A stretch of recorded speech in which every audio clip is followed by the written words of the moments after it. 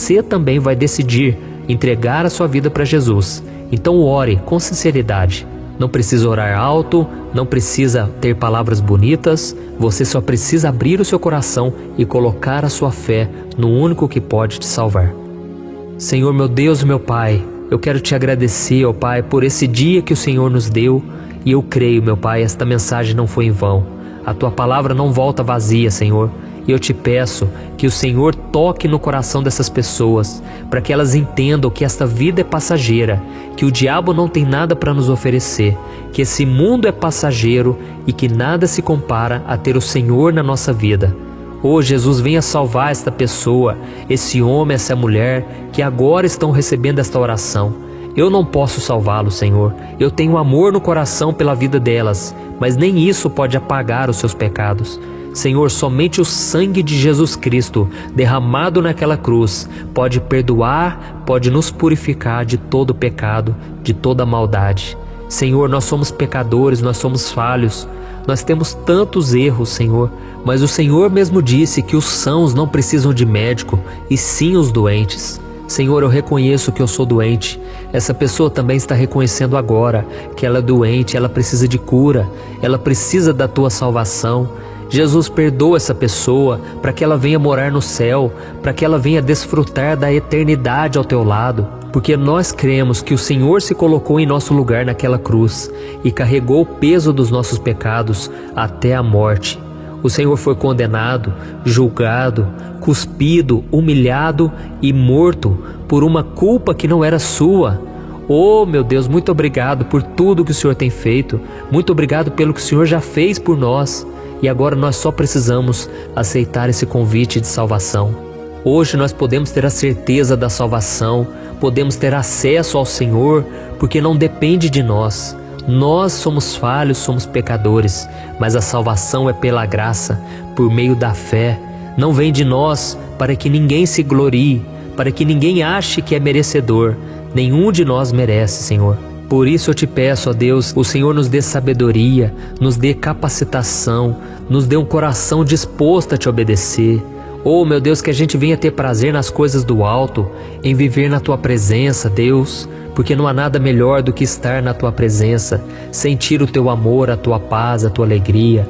Oh, Senhor, nos dê força para dizer não a tantas coisas que nós temos vontade e dizermos sim para a tua vontade. Oh, meu Pai, cuida dessa pessoa que está aqui comigo agora. As lutas são tão grandes, as provações, as tentações, as perseguições. Mas o Senhor mesmo disse que aquele que não tomar a sua cruz e o seguir não é digno do Senhor.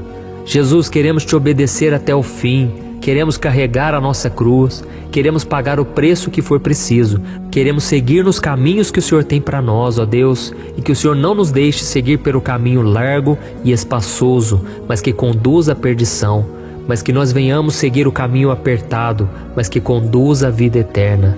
Ó Senhor, nos ajuda, e eu já te agradeço por tudo que o Senhor fez através dessa oração, através dessa palavra. Eu te louvo, Deus, porque o Senhor não vai nos abandonar. O Senhor estará conosco hoje e sempre, e é em nome de Jesus que eu oro e te agradeço.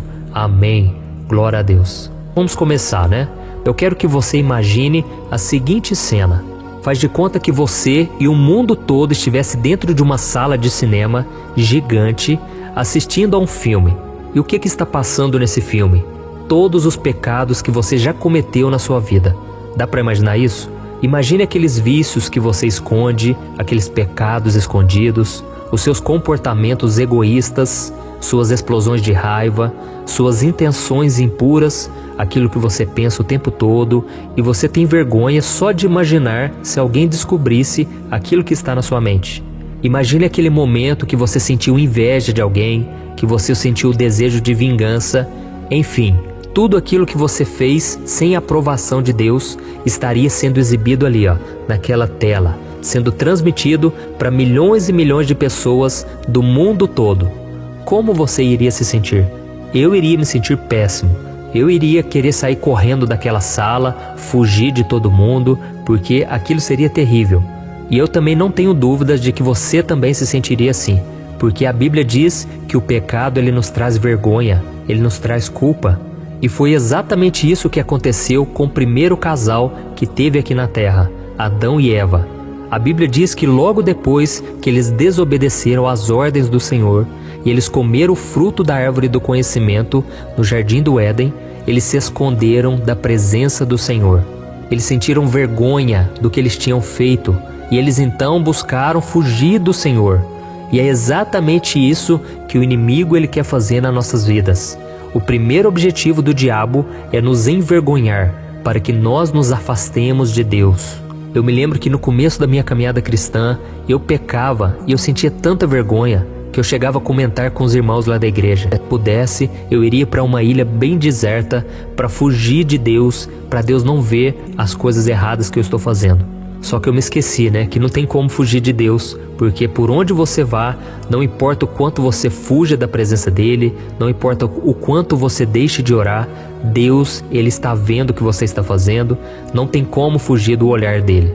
E o próprio Davi, quando ele cometeu o pecado do adultério, ele praticamente mandou assassinar o marido daquela mulher. Ele se sentiu muito mal. Ele disse que enquanto ele calou seus pecados, enquanto ele não confessou a Deus e abandonou aquele pecado, ele sentia como se os seus ossos envelhecessem.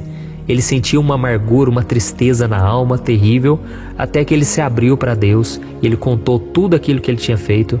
Então ele foi liberto daquele sentimento de culpa, de vergonha. E ele disse algo muito interessante no Salmo 139, depois você lê aí na sua casa. Ele disse o seguinte: Senhor, para onde eu fugirei da tua presença? Se eu subo aos mais altos montes, ali o Senhor está.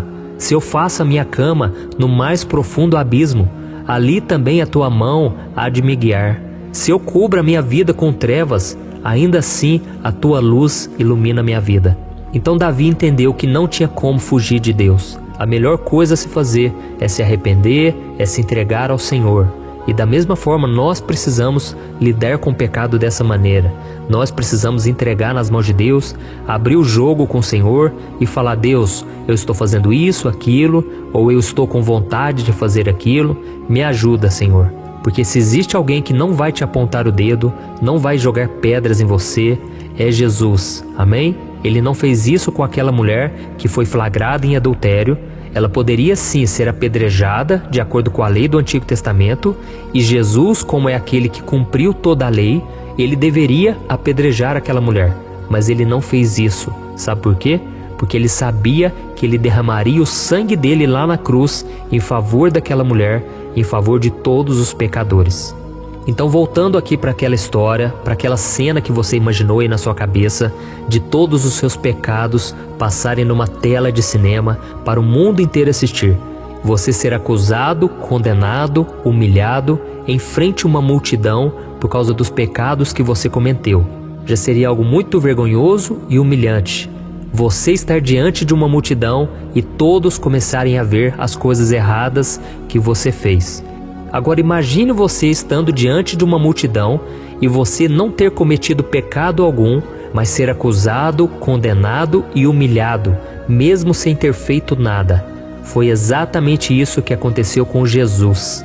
A Bíblia diz lá em 1 Pedro, capítulo 2, eu quero ler com você aqui, o versículo 24. Olha o que diz: Ele mesmo levou em seu corpo os nossos pecados sobre o madeiro, a fim de que morrêssemos para os pecados e vivêssemos para a justiça. Por suas feridas vocês foram curados. Olha isso, irmãos. Jesus ele carregou uma culpa que não era dele. Ele carregou sobre o seu corpo as nossas feridas, as nossas culpas, para que hoje eu e você pudéssemos ser curados, perdoados e restaurados. Amém? E tem mais um detalhe: Jesus não somente morreu pelos pecados das outras pessoas, porque isso já é terrível, mas ele também foi abandonado por Deus naquele momento tão difícil. Por quê? Porque Deus é santo, Deus é totalmente santo, e Deus não pode conviver com o pecado. E é por isso que naquele momento, na cruz, Jesus olhou para o seu Pai e ele não o encontrou. E no meio do seu sofrimento, ele olhou para o céu e disse: meu Deus, por que me abandonaste? Isso está lá em Mateus capítulo 27. Então naquele momento Jesus estava carregando sobre si todos os nossos pecados, Tudo aquilo que nos afasta de Deus, Jesus ele assumiu e por isso ele se afastou de Deus por aquele breve momento. E certa vez Davi, ele escreveu no Salmo 37 que ele nunca tinha visto um justo desamparado. E realmente ele tem razão, Deus nunca desampara os seus filhos, nunca desampara aquele que obedece ao Senhor.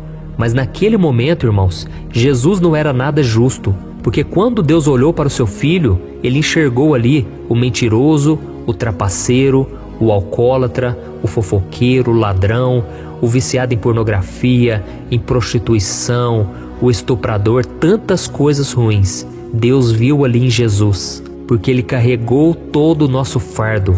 Amém? Então Jesus fez algo maravilhoso. Jesus se colocou no seu lugar e ele morreu para que você pudesse ser liberto das garras do pecado de uma vez por todas e que você agora pudesse viver em comunhão com Deus. E a Bíblia diz que naquele momento que ele entregou a sua vida, o véu do templo se rasgou ao meio e a partir daquele momento, agora qualquer pessoa pode ter acesso ao Pai. Não somente o sacerdote, mas qualquer pessoa que entrega a sua vida para Jesus é um sacerdote. Jesus é o sumo sacerdote, ele está acima de todos, mas eu e você agora podemos nos achegar diante de Deus pela fé. Não precisamos de um templo, não precisamos de um lugar físico. Apesar de ser importante você ir na igreja, apesar de ser importante você ter comunhão com os irmãos, para ouvir a palavra, para louvar, saiba que você agora é o templo do Espírito Santo, é aonde Deus habita. E eu vejo que tem muita gente que comenta aqui no YouTube, nas redes sociais, no Instagram, no Facebook, e elas dizem assim: pastor, ore por mim porque eu estou afastado da igreja. Meu irmão, pior do que afastar da igreja é afastar de Deus, porque tem muita gente que está na igreja e não está com Deus. E tem muita gente que talvez por algum motivo não está indo na igreja, mas ela está em comunhão com Deus. Então esse é o mais importante, você estar ligado na videira verdadeira que é Jesus Cristo. Amém? Porque quando você estiver ligado com Ele, você vai dar frutos. Então, talvez tem muita gente que está me ouvindo aí e não tem conseguido viver em santidade, não tem conseguido obedecer a Deus, porque está seguindo Jesus de longe. A pessoa não se entregou completamente a Ele e por isso não está conseguindo dar frutos. Então essa é a mensagem que eu queria te trazer antes de nós fazermos uma oração, que você venha valorizar o que Jesus fez por você. E a melhor forma de fazer isso é você entregar a sua vida completamente ao Senhor. Amém? Jesus ele sofreu terrivelmente ali na cruz e ele clamou: meu Deus, por que me abandonaste? E ele fez isso para que você nunca tenha que gritar essas palavras, para que você nunca mais se sinta desamparado, para que você nunca mais viva longe da presença de Deus. Amém, irmãos? Essa vida é muito passageira e logo nós estaremos diante do Senhor. Mas muitos, por não aceitarem esse convite de salvação, eles serão julgados e condenados.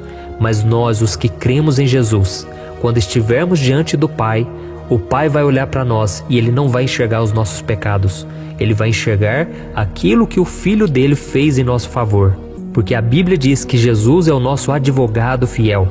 E quando nós estivermos ali diante do julgamento, nós não entraremos em condenação, mas nós passaremos da morte para a vida, porque Deus vai ver em nós o sacrifício que Jesus fez pela nossa vida.